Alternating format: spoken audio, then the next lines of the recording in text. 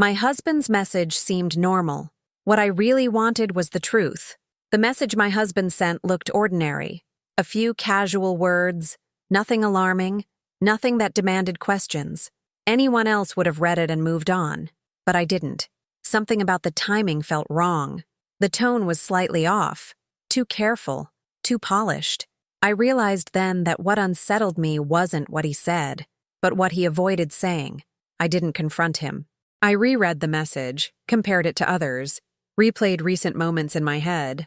Slowly, patterns emerged. Small inconsistencies, half-truths wrapped in normality. What I wanted wasn't reassurance or excuses. I wanted honesty. And once I understood that the truth was being hidden behind ordinary words, I knew my marriage had already changed, even if nothing had been spoken out loud yet. If this story helps you trust what feels wrong even when everything looks right, please leave a like and subscribe. There's a particular kind of knowing that comes not from dramatic revelations, but from the accumulation of small discrepancies. The way a single message can feel wrong not because of what it says, but because of the careful construction that went into saying nothing at all. My marriage to David began its true ending, not with the discovery of explicit betrayal, but with a text message that arrived on a Tuesday afternoon, so ordinary in its content that anyone else reading it would have seen nothing remarkable. But I saw the architecture of deception in those casual words, recognized the deliberate crafting that went into appearing spontaneous and normal, understood that what David was hiding was being concealed not through lies, but through the strategic deployment of partial truths. My name is Elizabeth Hayes, and I'm 39 years old. I'd been married to David for 14 years when that message arrived, together for 16 total, a relationship I'd believed was built on honesty and transparent communication. We prided ourselves on being a couple that talked about everything, that didn't keep secrets, that navigated life's challenges through open dialogue rather than through the kind of silent tensions and hidden resentments that poisoned so many marriages around us.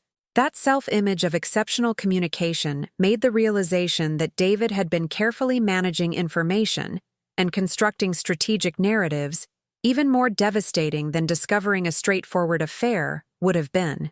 The message that triggered my awareness arrived at 2:47 p.m. on a Tuesday in early October. I was at work, managing a project deadline, when my phone buzzed with a text from David. Grabbed lunch with Marcus from work. Reminded me I need to pick up dry cleaning before they close at 6. Home by 7 tonight. Love you. Simple, mundane, the kind of message spouses exchange dozens of times a week to coordinate schedules and share small details of their days. Nothing in the content itself was alarming or suspicious or demanded further inquiry, but something about it felt wrong in ways I couldn't immediately articulate. The timing first. David normally didn't text me about lunch plans after the fact.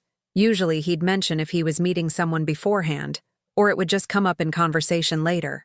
The specificity second, mentioning Marcus by name and from work, felt unnecessarily detailed for a casual lunch report.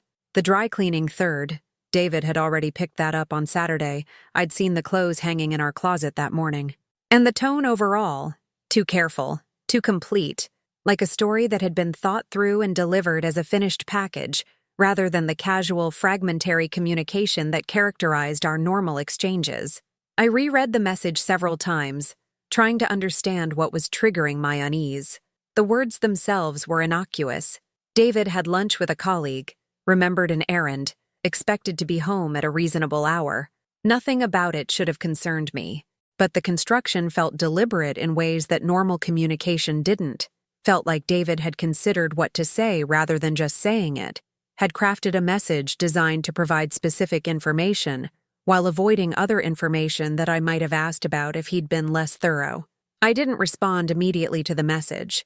Instead, I opened our text history and scrolled back through recent conversations, looking for patterns I might have missed, comparing this message to others David had sent in similar contexts. What I found was revealing. David's normal communication style was fragmentary and spontaneous. Running late, picking up groceries, client meeting went long, short functional updates without unnecessary detail or careful construction. But over the past several months, there had been an increasing number of messages that had that same carefully crafted quality as today's lunch text. Complete sentences with specific details, names and places and explanations that seemed designed to close off questions rather than invite conversation. The shift had been gradual enough that I hadn't noticed it consciously, had accepted these more detailed messages as just normal variation in how David communicated. But seeing them together, recognizing the pattern, I understood they represented something deliberate.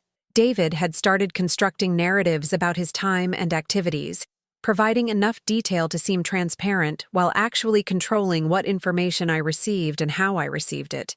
The messages weren't lies exactly. I had no reason to believe David hadn't had lunch with Marcus or that the other detailed messages were fabricated. But they were strategic communication, designed to manage my perception rather than honestly share his experience. I spent the rest of that afternoon in a state of heightened awareness, replaying recent conversations and interactions with David, looking for other signs of this strategic management of information. And once I started looking, patterns emerged everywhere. David had always been someone who shared freely about his day, told meandering stories about work and colleagues and random encounters, complained about annoying clients and celebrated small victories, invited my input and perspective on decisions and challenges.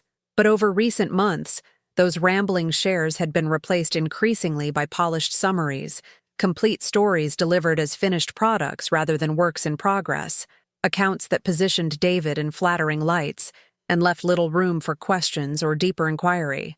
Our dinner conversations had changed too.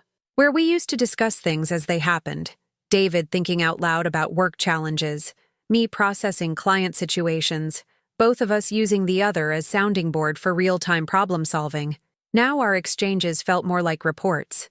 David would tell me about his day in ways that felt rehearsed, would describe situations with all the details neatly arranged, would present problems along with the solutions he'd already implemented. The shift was subtle, easy to miss because the content was still substantive and the time spent talking hadn't decreased. But the quality had changed from genuine sharing to performative communication, from authentic dialogue to strategic narrative management. I also started noticing what David wasn't saying, the gaps and absences in his otherwise detailed accounts. He talked extensively about certain colleagues but never mentioned others I knew he worked with regularly. He described projects and clients but left out time periods where I'd have expected something to be happening based on his schedule. He was home when he said he'd be home.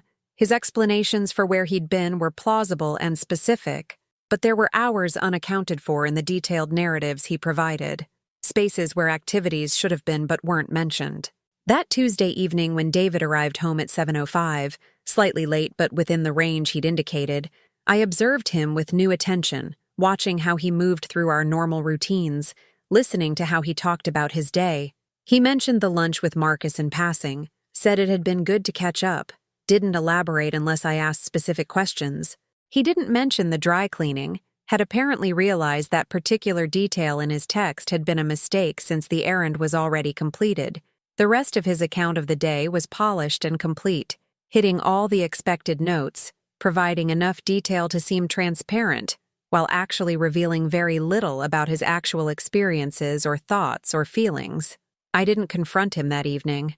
Some instinct told me that raising my concerns prematurely would just trigger better concealment, would make David more careful about his strategic communication without actually producing the honesty I was increasingly desperate for. Instead, I decided to observe more systematically, to document the patterns I was noticing, to gather enough information to understand what was actually happening before demanding explanations that David would just construct strategic narratives around. Over the following weeks, I paid meticulous attention to David's communication, the texts he sent, the stories he told, the details he included and omitted, the tone and timing and construction of everything he shared.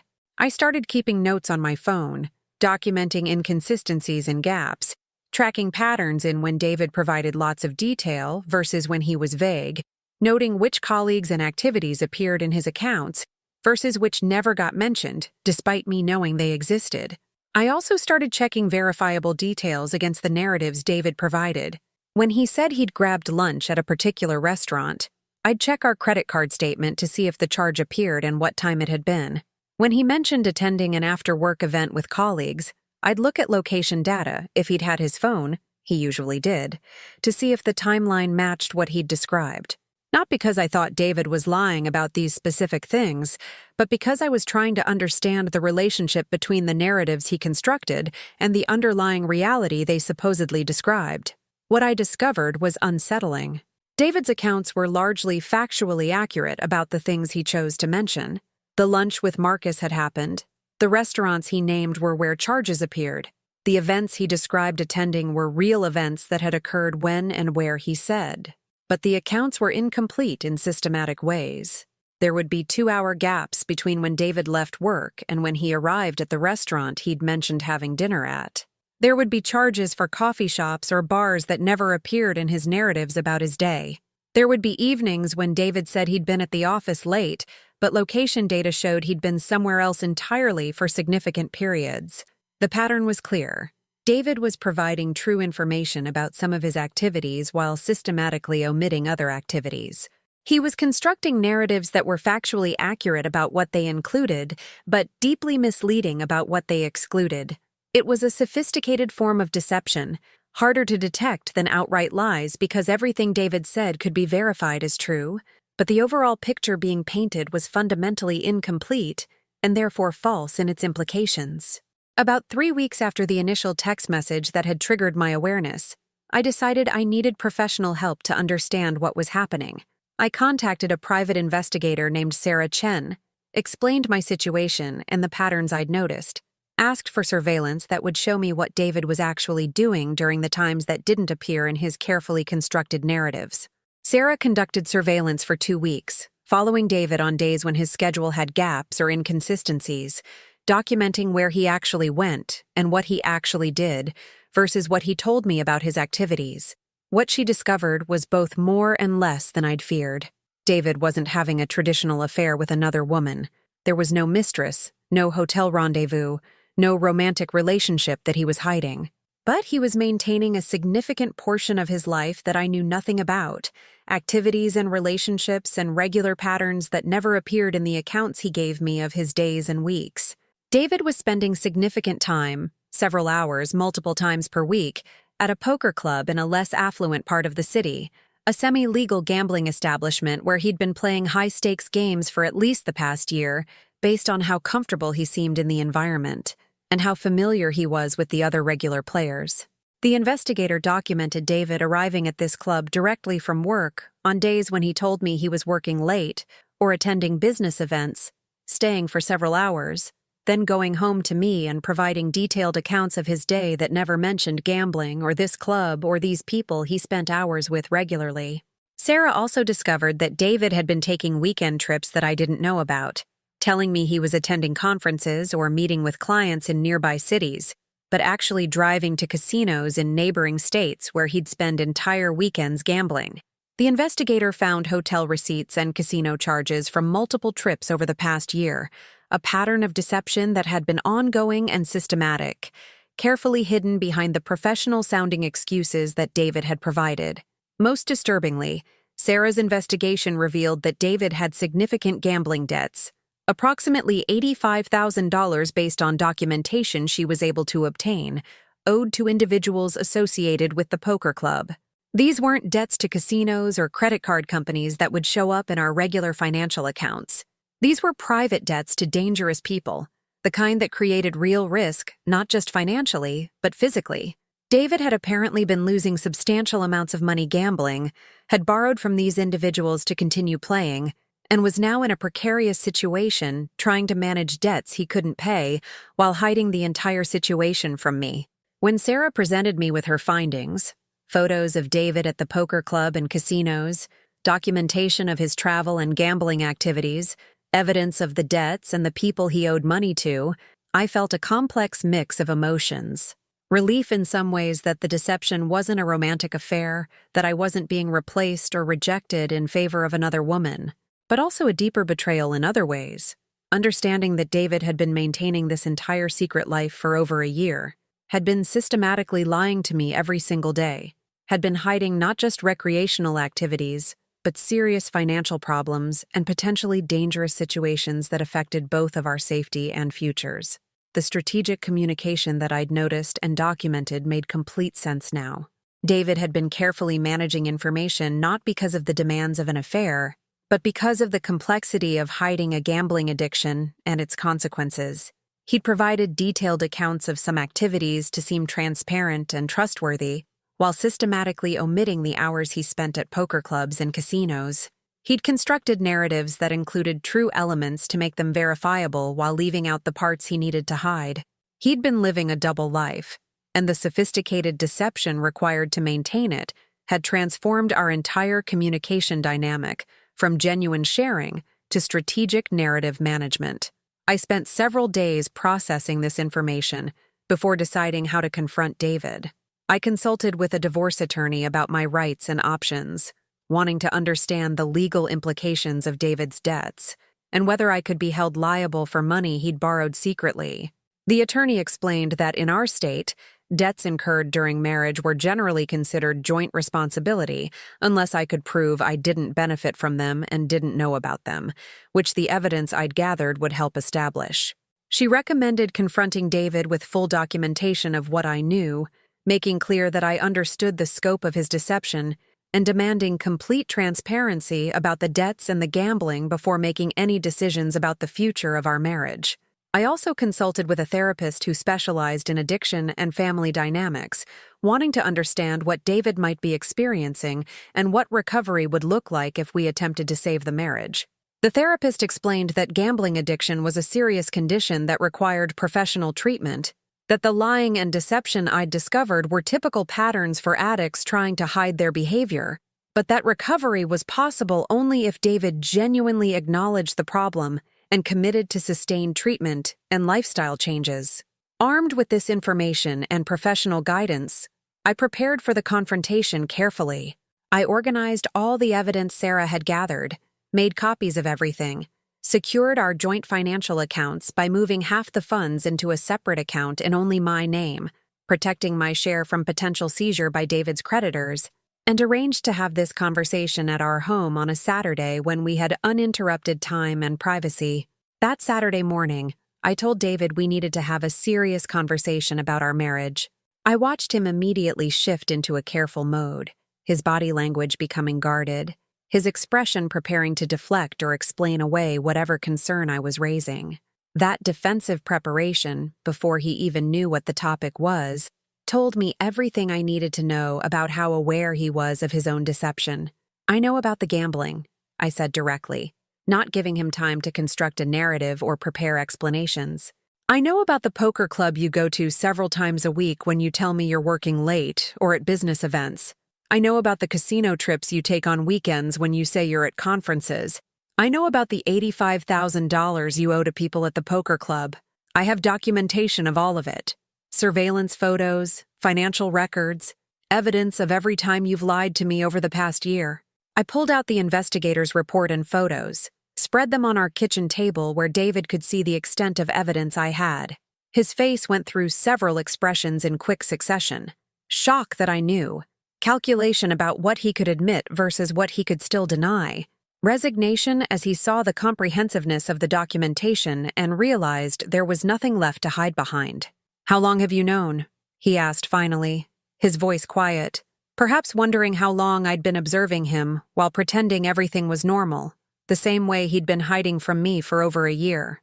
3 weeks since I started documenting systematically," I said. "But I noticed something was wrong about a month before that, when you sent me a text about lunch with Marcus that felt too carefully constructed. Once I started paying attention to how you communicate, I saw patterns I'd been missing, the strategic narratives, the controlled information sharing, the gaps and omissions. You've been managing what I know instead of actually sharing your life with me, and now I understand why." David sat down heavily, the weight of exposure and consequences finally hitting him. "I was going to tell you," he said, the automatic lie of someone who's been caught. "I was going to get it under control and then tell you. I didn't want you to worry or be afraid or lose trust in me." The explanation was familiar. Addicts and liars always have reasons why their deception was actually protection, why hiding problems was actually caring for their partners. "You've been gambling for over a year," I said flatly. "You've accumulated $85,000 in debt to dangerous people. You've lied to me every single day, constructed elaborate cover stories, systematically deceived me about where you were and what you were doing. When exactly were you planning to tell me? After you got in over your head so far that you needed my help? Or were you just going to keep lying indefinitely and hope I never found out? David had no good answer to that because there was no good answer. The truth was, he'd probably planned to continue hiding the gambling indefinitely if possible, to manage the debts somehow without me ever knowing, to maintain the double life he'd constructed, because coming clean would require facing consequences and changes he wasn't ready to face. I have a problem, David admitted finally, the first honest thing he'd said in our conversation. I know I have a problem. The gambling started as just entertainment, just something fun to do with colleagues after work. But it became more than that, became something I couldn't control, became something I needed even when I was losing money I couldn't afford to lose. I know I need help. I know I can't do this anymore. That's a start, I said. Acknowledging you have a problem is necessary, but it's not sufficient. What I need from you now is complete honesty, not strategic communication, not carefully managed narratives, not partial truths designed to control what I know. I need actual transparency about everything. How long you've been gambling, how much money you've lost total, who exactly you owe money to and what the repayment terms are, whether there are any other debts or problems you haven't mentioned. Everything. Over the next several hours, David provided what he claimed was a complete accounting of his gambling activities and their consequences. He'd started gambling seriously about 18 months ago, initially just poker nights with work colleagues that were relatively low stakes. But he'd gotten introduced to the poker club about a year ago, had started playing higher stakes games, had won initially, which made him confident and reckless, then had started losing consistently but kept playing trying to win back what he'd lost. The classic addiction pattern: early wins creating false confidence, losses creating desperate attempts to recover, the cycle escalating until the amounts involved became devastating. Total losses over the 18 months were approximately $140,000 based on David's accounting.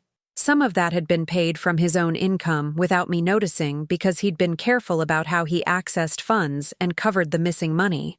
But about $85,000 was owed to individuals at the poker club who'd extended him credit, and these debts had interest and repayment terms that were increasingly difficult to meet. David hadn't been threatened directly yet, but the pressure was increasing, and he was afraid of what would happen if he couldn't start making substantial payments soon. Why didn't you tell me when this started? I asked, trying to understand the psychology that had led David to hide such significant problems rather than seeking help or support. We've always dealt with problems together. Why did you think hiding this was better than being honest? David struggled to articulate an answer that made sense. I was ashamed, he said finally. I knew gambling was stupid, knew I should stop, knew I was losing money we couldn't afford to lose. But I couldn't stop, and I couldn't face telling you I couldn't stop. You've always seen me as reliable and responsible, as the steady one who makes good decisions. I didn't want you to see me as weak or out of control or someone who couldn't manage his own impulses. So I hid it, thinking I could get it under control before you ever had to know, thinking I could fix it myself without involving you. But you couldn't fix it yourself, I pointed out. The problem just got worse. The debts accumulated. The lies became more elaborate. And now we're in a position where our financial security is threatened, you owe money to dangerous people, and our marriage is fundamentally damaged by over a year of systematic deception, all because you were too ashamed to be honest about having a problem. David nodded miserably, accepting the reality of how his choices had created exactly the disaster he'd been trying to avoid by hiding the problem. His shame about the gambling had led to deception that made everything worse, created debts that were now potentially dangerous, damaged trust in ways that might never be fully repaired. What do you want to do? He asked finally. About the marriage, about everything. I understand if you want a divorce. I understand if you can't trust me anymore after this. I don't want to lose you, but I understand if that's what has to happen because of what I've done. Us? I'd been considering this question since receiving the investigator's report, thinking about what I wanted and what I was willing to accept. What conditions would need to be met for me to even consider trying to rebuild our marriage? What I want is honesty, I said. Real honesty, not strategic communication. Complete transparency, not managed information. I want to know everything about where you are, what you're doing, how you're spending money. I want access to all accounts and all devices.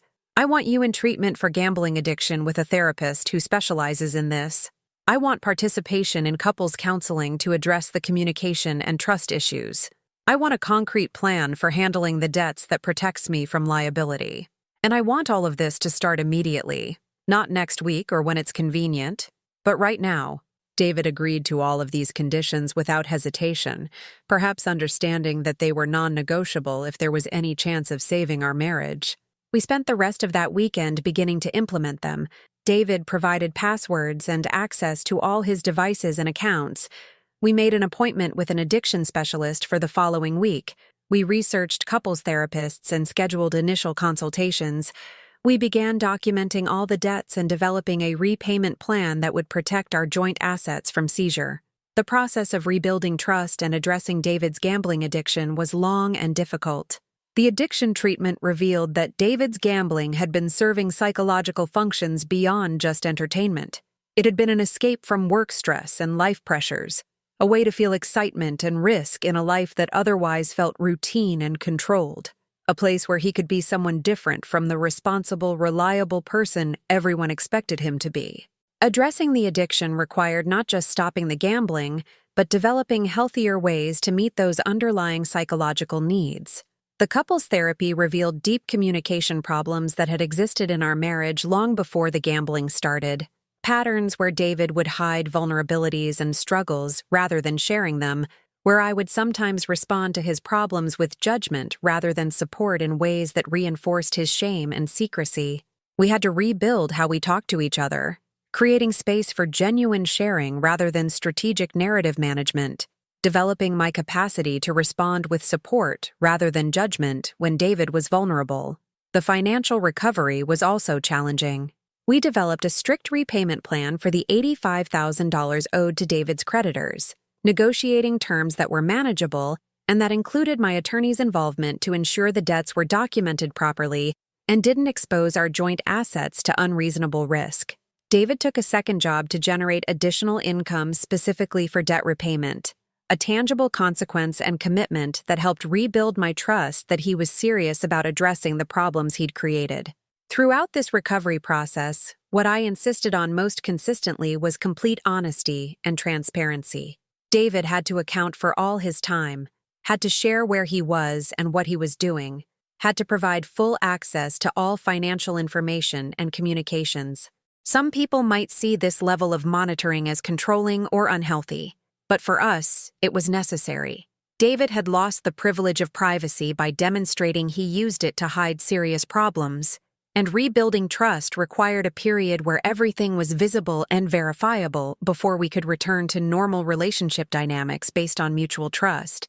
What I learned through this entire experience was that deception takes many forms, that sometimes the most sophisticated lies are the ones wrapped in partial truths, that strategic communication can be more damaging to relationships than outright fabrication, because it's harder to detect and easier to maintain.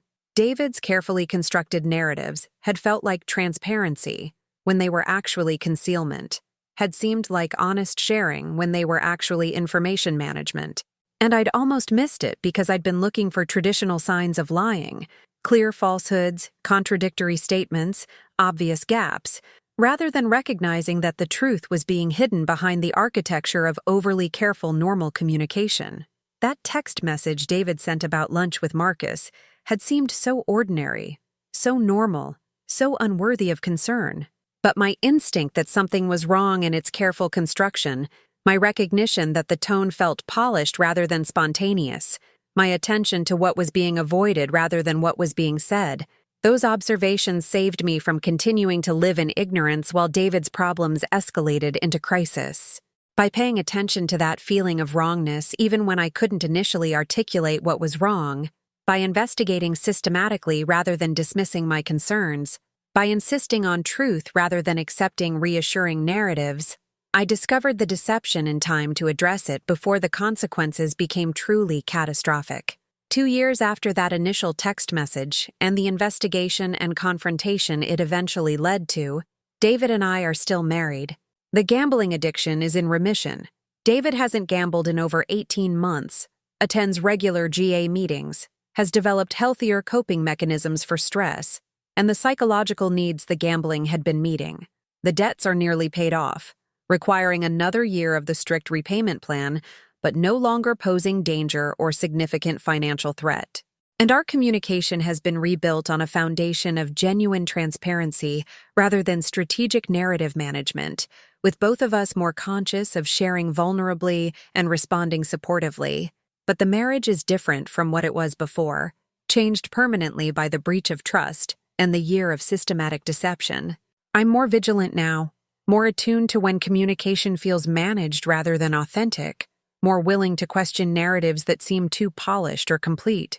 David is more conscious of his impulses toward hiding and image management, more deliberate about choosing vulnerability even when it's uncomfortable, more aware of the costs of concealment. We've built something that works, that feels sustainable and honest, but it's not the same innocent partnership we had before I started paying attention to what felt wrong about an ordinary text message. My name is Elizabeth Hayes. I'm 39 years old and married to someone who spent over a year gambling compulsively, while hiding it through sophisticated deception wrapped in apparently normal communication. I discovered the truth not through catching him in obvious lies, but through noticing that a text message felt too carefully constructed, through paying attention to the architecture of his narratives rather than just their content, through insisting on honesty even when everything looked normal on the surface. What I wanted wasn't reassurance or plausible explanations. I wanted the truth, however painful it might be. And by refusing to accept anything less than complete transparency, by investigating systematically when my instincts said something was wrong, I uncovered deception that was destroying our marriage and our finances, and potentially putting us both in danger. The truth set me free not from the marriage, but from living in constructed unreality, allowed me to address actual problems rather than accepting reassuring fictions. And that truth, however hard it was to face, was exactly what I needed, even when I didn't yet know what I was looking for. Thank you for reading. If this story helped you trust what feels wrong, even when you can't explain why, please like and subscribe.